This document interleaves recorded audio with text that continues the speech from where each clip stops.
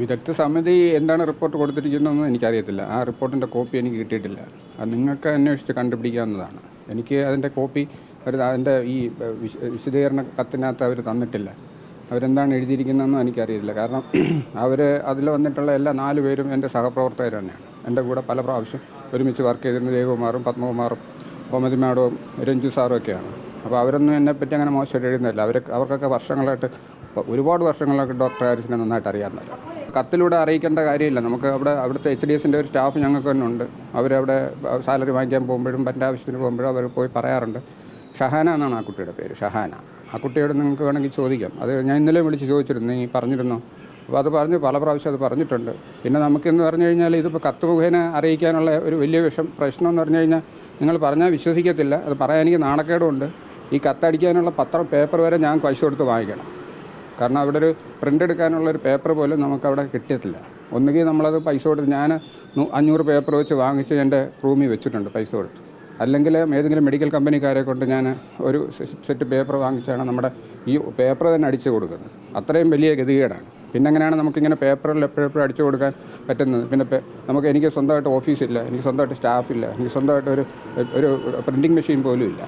അത് പിന്നെ നമ്മൾ പലരുടെയും കൈയും കാലം പിടിച്ചിട്ടാണ് ഇത് എഴുതിയൊക്കെ കൊടുക്കാൻ. അതിനൊന്നും എനിക്ക് ടൈം കിട്ടത്തില്ല. മാത്രമല്ല നമ്മൾ ഒരു പ്രാവശ്യം ഒരു ഡിപ്പാർട്ട്മെൻറ്റ് മീറ്റിംഗ് കൂടി വളരെ സീരിയസ് ആയിട്ട് ഒരു അത്യാവശ്യമുള്ള ഒരു കാര്യം അതിൻ്റെ ആ ഒരു ആവശ്യകത മനസ്സിലാക്കി നമ്മൾ എഴുതി കൊടുക്കുമ്പോൾ അത് പേഷ്യൻ്റ് കെയറിനുള്ള സാധനമാണ്. അല്ല നമ്മുടെ അവിടെ എന്തെങ്കിലും ടൈല് മാറ്റിയിടാനോ അല്ലെങ്കിൽ ബാത്റൂം കെട്ടാനോ ഉള്ളതൊന്നുമല്ല. ഒരു പേഷ്യൻറ്റിൻ്റെ ജീവൻ രക്ഷിക്കാനുള്ള രക്ഷാ മാർഗ്ഗങ്ങളാണ്, ജീവൻ രക്ഷിക്കാനുള്ള, ജീവിതത്തിലേക്ക് അവർ തിരിച്ചു കൊണ്ടുവരാനുള്ള ഒരു ഉപകരണമാണ്. അതിന് അടിയന്തിരമായിട്ടുള്ള ഇതാണ് കൊടുക്കുക.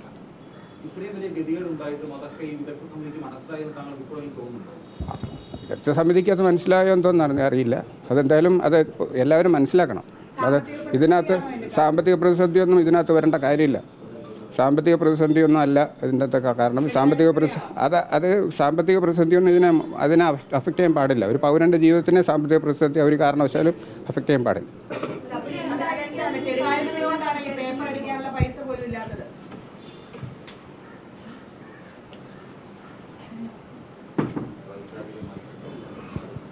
സംവിധാനങ്ങൾക്ക് മനസ്സിലായിട്ടില്ല. അത് ചോദിച്ചപ്പോഴാണ് താങ്കൾ കരഞ്ഞത്. എന്തുകൊണ്ട് അങ്ങനെ ഒരു വൈകാരികതയിലേക്ക് പോയി? ഞാൻ വൈകിട്ട് ഞാൻ പോട്ടെ.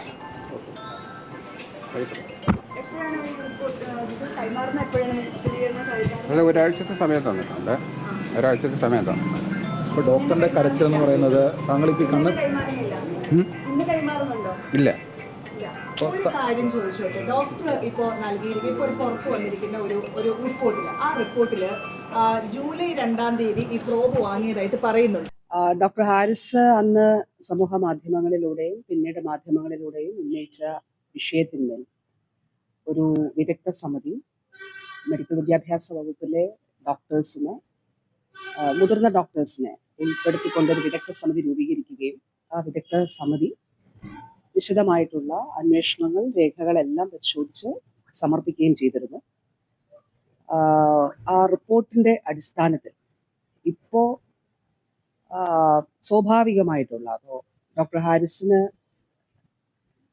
അദ്ദേഹത്തോട് എക്സ്പ്ലനേഷൻ ചോദിച്ചു എന്നുള്ളത് അതൊരു ഡിപ്പാർട്ട്മെന്റ് തല നടപടിയാണ്. അതൊരു സ്വാഭാവികമായിട്ടുള്ള ഒരു നടപടിക്രമമാണ്. സർക്കാർ ഉദ്യോഗസ്ഥരുടെ പെരുമാറ്റ ചട്ട 1960 ലംഘനം ഉണ്ടായി എന്നുള്ള സമിതിയുടെ കണ്ടെത്തലിന്റെ അടിസ്ഥാനത്തിലുള്ള സ്വാഭാവികമായിട്ടുള്ള ഡിപ്പാർട്ട്മെന്റ് തലത്തിലുള്ള ഒരു നടപടിക്രമം മാത്രമാണ് അത്. അത് മാത്രമല്ല, ആ റിപ്പോർട്ടിന്റെ അടിസ്ഥാനത്തിൽ മറ്റു ചില കാര്യങ്ങൾ കൂടി ഇപ്പോൾ തീരുമാനിക്കപ്പെട്ടിട്ടുണ്ട്. അതിലൊന്ന്, ഇപ്പോൾ HDCയുടെ കോളേജിൽ ചുമതല വഹിക്കുന്ന സെക്രട്ടറി ആയിട്ടുള്ള സൂപ്രണ്ടിന്റെ പർച്ചേസിംഗ് പവർ അത് കൂട്ടണമെന്നുള്ളതാണ്. അതിപ്പോൾ കുറച്ചതല്ല, അത് അങ്ങനെ നിലനിന്ന് പോകുന്നതാണ്. പക്ഷെ ഇപ്പം അതല്ല സ്ഥിതി. എല്ലാ മെഡിക്കൽ കോളേജുകളിലും ധാരാളമായിട്ട് രോഗികൾ എത്തുന്നു, ധാരാളമായി ആവശ്യം അത് കൂടുന്നു, വർദ്ധിക്കുന്നു. അപ്പോൾ ഇത് ഒരു മെഡിക്കൽ കോളേജിന്റെ മാത്രം വിഷയമായിട്ട് ഗവൺമെന്റ് കാണുന്നില്ല. എല്ലാ മെഡിക്കൽ കോളേജുകളിലും HDC സെക്രട്ടറിമാർക്ക്, സൂപ്രണ്ടുമാർക്ക് പർച്ചേസിംഗ് പവർ, അവരുടെ പർച്ചേസിംഗ് കപ്പാസിറ്റി കൂട്ടണം എന്നുള്ളൊരു നിർദ്ദേശം കമ്മിറ്റി വെച്ചിട്ടുണ്ട്. ആ ഒരു നിർദ്ദേശം ഉൾപ്പെടെ അതുമായി ബന്ധപ്പെട്ടിട്ടുള്ള അങ്ങനെയുള്ള കാര്യങ്ങൾ പരിശോധിക്കുന്നതിന് ഒരു ഹയർ ലെവൽ, അത് മൊത്തം ഒരു തിരുവനന്തപുരം മെഡിക്കൽ കോളേജിന്റെ മാത്രം വിഷയമല്ല, എല്ലാ മെഡിക്കൽ കോളേജുകളെ സംബന്ധിച്ചിടത്തോളം അത് ആവശ്യമാണ് എന്ന് ഗവൺമെന്റ് കണ്ടിട്ട് അങ്ങനെ ഒരു കമ്മിറ്റി രൂപീകരിച്ചിട്ടുണ്ട്. അത് അതിനുള്ള നിർദ്ദേശം കൊടുത്തിട്ടുണ്ട്. അതോടൊപ്പം തന്നെ ഇപ്പോൾ തിരുവനന്തപുരം മെഡിക്കൽ കോളേജിലെ യൂറോളജി ഡിപ്പാർട്ട്മെന്റിൽ തന്നെ ഇപ്പോൾ നമുക്കറിയാം എല്ലാ ഡിപ്പാർട്ട്മെന്റിലും ആശുപത്രികളിലും ഒക്കെ ജനപ്രതിനിധികളൊക്കെ ഉപകരണങ്ങൾ വാങ്ങിച്ച് നൽകും. ഇൻഫ്രാസ്ട്രക്ചർ ഡെവലപ്മെന്റിന് വേണ്ടിയിട്ട് അവരുടെ ഫണ്ടിൽ നിന്ന് പണം വെക്കും. MLA-മാരും MP-മാരും ഒക്കെ വെക്കും. അങ്ങനെ തിരുവനന്തപുരത്ത് MP-യുടെ ഫണ്ടിൽ നിന്ന് വാങ്ങിച്ച ഒരു ഉപകരണത്തിന്റെ ഒരു ഭാഗം കാണുന്നില്ല എന്നുള്ളത് ഈ അന്വേഷണ സമിതി കണ്ടെത്തി. അപ്പൊ അതിനു മുൻപ് ഇത് റിപ്പോർട്ട് ചെയ്യപ്പെട്ടിരുന്നില്ല. അപ്പോ ഈ അന്വേഷണ സമിതിയുടെ റിപ്പോർട്ടിൽ ഇതുണ്ട്, ഇത് കാണുന്നില്ല എന്നുള്ളത്. അപ്പോൾ അതൊരു പക്ഷേ നമ്മുടെ ഒരു അന്വേഷണത്തിൽ മാത്രം നിൽക്കുന്നതല്ല. അപ്പോൾ ഈ വിദഗ്ധ സമിതി മറ്റൊരു അന്വേഷണം കൂടി അതിന് സജസ്റ്റ് ചെയ്തു. അപ്പൊ അതിലൊരു ഡിപ്പാർട്ട്മെന്റ് തന്നെ അന്വേഷണം കൂടി നടത്തിയിട്ട് നമ്മുടെ പരിധിയിൽ, കാരണം അതൊരു കളവ് പോയി എന്നുള്ളതാണല്ലോ, അല്ലെങ്കിൽ അവിടെ കാണുന്നില്ല എന്നുള്ളതാണല്ലോ, അത് റിപ്പോർട്ട് ചെയ്യപ്പെട്ടിട്ടുണ്ടായിരുന്നില്ല.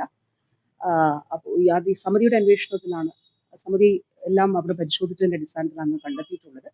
അപ്പൊ അതിന്റെ ഒരു ഡിപ്പാർട്ട്മെന്റ് തന്നെ അന്വേഷണം കൂടി നടത്തിയിട്ട് അതിന്റെ എന്താണ് അതിന്റെ റിപ്പോർട്ട് നോക്കിയിട്ട് അതിന്റെ ഫർദർ ആയിട്ടുള്ള നടപടികൾ സ്വീകരിക്കും. അപ്പൊ അങ്ങനെ ഉള്ള കാര്യങ്ങളെല്ലാം ഈ റിപ്പോർട്ടിന്റെ ഭാഗമായിട്ട് ഉണ്ട്. ഡോക്ടർ ഹാരിസിനെതിരെ ഉണ്ടായിട്ടുള്ളത് സ്വാഭാവികമായിട്ടുള്ള റുട്ടീനായിട്ടുള്ള ഡിപ്പാർട്ട്മെന്റിന്റെ ഒരു നടപടി ക്രമം മാത്രമാണ്. അല്ല, അതൊക്കെ റിപ്പോർട്ടുകളിലാണല്ലോ പറയേണ്ടത്.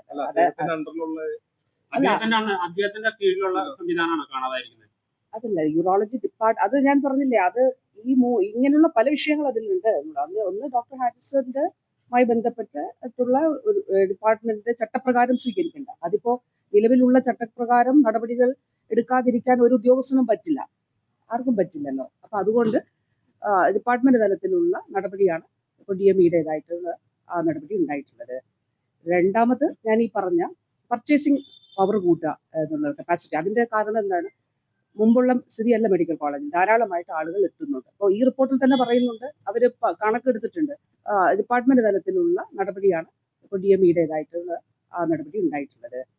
രണ്ടാമത് ഞാൻ ഈ പറഞ്ഞ പർച്ചേസിങ് പവർ കൂട്ടുക എന്നുള്ള കപ്പാസിറ്റി, അതിന്റെ കാരണം എന്താണ്? മുമ്പുള്ള സ്ഥിതിയല്ല മെഡിക്കൽ കോളേജിൽ, ധാരാളമായിട്ട് ആളുകൾ എത്തുന്നുണ്ട്. അപ്പോൾ ഈ റിപ്പോർട്ടിൽ തന്നെ പറയുന്നുണ്ട്, അവർ കണക്കെടുത്തിട്ടുണ്ട്, ഓരോ വർഷവും ഡിപ്പാർട്ട്മെന്റിൽ ചെലവഴിച്ച തുക എത്ര, ഈ സർക്കാരിന്റെ കാലത്താണ് ഏറ്റവും കൂടുതൽ ചെലവഴിച്ചിട്ടുള്ളത്. ഓരോ വർഷത്തിന്റെ കണക്കെടുത്ത് നോക്കുമ്പോഴും ഏറ്റവും കൂടുതൽ തുക ചെലവഴിച്ചത് വർദ്ധിച്ചുകൊണ്ടേ ഇരിക്കുകയാണ്. അപ്പോൾ അതിനു മുൻപുള്ള കാലത്തെക്കാളും കഴിഞ്ഞ സർക്കാരിന്റെ കാലത്ത് കൂടി, അതിനേക്കാളും കൂടുതൽ ഈ കാലഘട്ടത്തിൽ, ഈ സർക്കാരിന്റെ കാലഘട്ടത്തിൽ കൂടിയിട്ടുണ്ട്. പ്ലാൻ ഫണ്ട് ഉൾപ്പെടെ വെച്ചുകൊണ്ടുള്ള നമ്മൾ അവിടെ തുക ഉപയോഗിച്ച് ഉപകരണങ്ങളും മറ്റു കാര്യങ്ങളും വാങ്ങിച്ചിട്ടുള്ളത് അത് കൂടിയിട്ടുണ്ട്. അപ്പോൾ എന്നാലും നമുക്ക് ആളുകളുടെ എണ്ണം കൂടുന്നത് കൊണ്ട് സ്വാഭാവികമായിട്ട് പർച്ചേസിംഗ് കപ്പാസിറ്റി HDSന്റെ, അത് ഗവൺമെന്റിലേക്ക് വരുന്നത്, HDSന്റെ പർച്ചേസിംഗ് കപ്പാസിറ്റി സെക്രട്ടറി എന്നുള്ള നിലയിൽ സൂപ്രണ്ടിന്റെ പർച്ചേസിംഗ് പവർ കൂട്ടണം എന്നുള്ളത്, അതൊരു മെഡിക്കൽ കോളേജിനെ, ഒരു ഡിപ്പാർട്ട്മെന്റിനെ മാത്രം ബാധിക്കുന്ന വിഷയമല്ല, മുഴുവൻ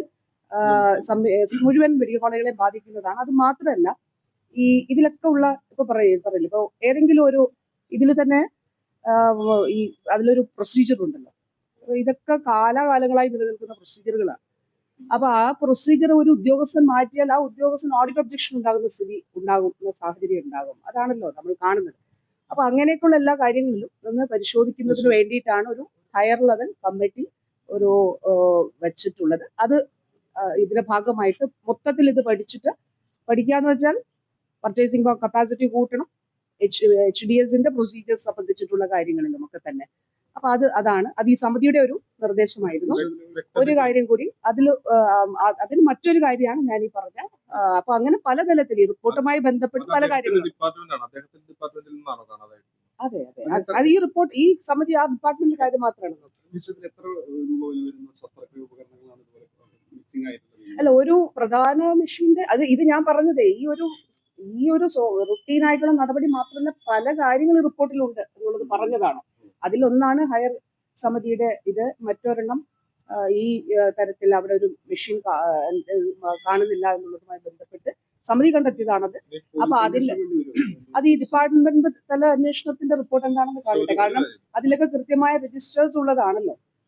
ഒരു കാര്യം, അത് പറഞ്ഞ 2 തവണ സർക്കാരിന് കത്തയച്ചിരുന്നു എന്നുള്ളതാണ് അദ്ദേഹം ചൂണ്ടിക്കാണിക്കുന്നത്. അല്ല, അത് പറഞ്ഞു, അത് സമിതിയും പറഞ്ഞിട്ടുണ്ടല്ലോ. ഞാൻ ഇന്നലെ ഇതിൽ അത് നേരത്തെ തന്നെ പറഞ്ഞിട്ടുള്ളത്. ഞാൻ മനസ്സിലാക്കുന്നത് ഇതിലും മെൻഷൻ ചെയ്തിട്ടുണ്ടെന്നുള്ളതാണല്ലോ. ഈ നോട്ടീസ് പ്രതികാര നടപടിയാണ്. അങ്ങനെയൊന്നും, ഇത് സ്വാഭാവികമായിട്ടുള്ള നടപടിക്രമം മാത്രമാണ്. സത്യം പറഞ്ഞതിന്റെ പേരിൽ ഹാരിസിനെ വേട്ടയാടുന്നത് ഫീൽ പുറത്തേക്ക് വരുന്നുണ്ട്. അല്ല അങ്ങനെയല്ലല്ലോ. ഇത് മാധ്യമങ്ങൾ ദയവായിട്ട് സത്യം പറയണം എന്നാണ് എനിക്ക് പറയാനായിട്ടുള്ളത്. മാധ്യമങ്ങൾ ദയവായിട്ട് ചില മാധ്യമങ്ങളെങ്കിലും അതില് സത്യം പറയാൻ ശ്രമിക്കുന്നുണ്ട്. പക്ഷെ അതിൽ അങ്ങനെ ഒരു കാര്യമേ ഇല്ല. അങ്ങനെ ഒരു കാര്യം ഇല്ലല്ലോ. അങ്ങനെയാണെങ്കിൽ ഈ നമ്മൾ സമിതി വെക്കില്ലല്ലോ. ആ സമിതിയുടെ റിപ്പോർട്ടിന്റെ അടിസ്ഥാനത്തിൽ നമ്മൾ ഒരു പർച്ചേസിംഗ് കപ്പാസിറ്റി കൂടുന്നതിന് വേണ്ടിയിട്ട്, അത് ആരുടെയാണ്? സൂപ്രണ്ടിന്റെ പർച്ചേസിംഗ് കപ്പാസിറ്റി കൂടുന്നതിന് വേണ്ടിയിട്ടുള്ള നടപടികൾ സ്വീകരിച്ചൊരു കമ്മിറ്റിയെ വെക്കില്ലല്ലോ. അപ്പൊ ഇത് എന്തുകൊണ്ടാണ് വന്നത്? ഈ സർക്കാരിന്റെ കാലത്തല്ല പർച്ചേസിംഗ് കപ്പാസിറ്റി കുറച്ചത്. എന്തുകൊണ്ടാണ് കൂട്ടേണ്ട സാഹചര്യം ഉണ്ടായത്? അത്രയും അധികം ആളുകൾ നമ്മുടെ മെഡിക്കൽ കോളേജുകളിൽ, ഡിപ്പാർട്ട്മെന്റിൽ എത്തുകയും അവരുടെ ആവശ്യങ്ങൾ വർദ്ധിക്കുകയും ചെയ്യുന്നത് കൊണ്ടാണ്. അല്ലെങ്കിൽ അത് തുടർന്ന് പോന്നാൽ മതിയായിരുന്നു.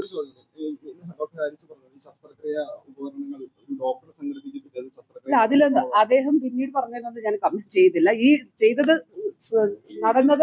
നടന്നത് ഡിപ്പാർട്ട്മെന്റ് സ്വീകരിച്ച നടപടിയാണ്. അത് ഡിപ്പാർട്ട്മെന്റ് നടപടിയാണ്. അത് റൊട്ടീൻ ആയിട്ടുള്ള നടപടിയാണ്.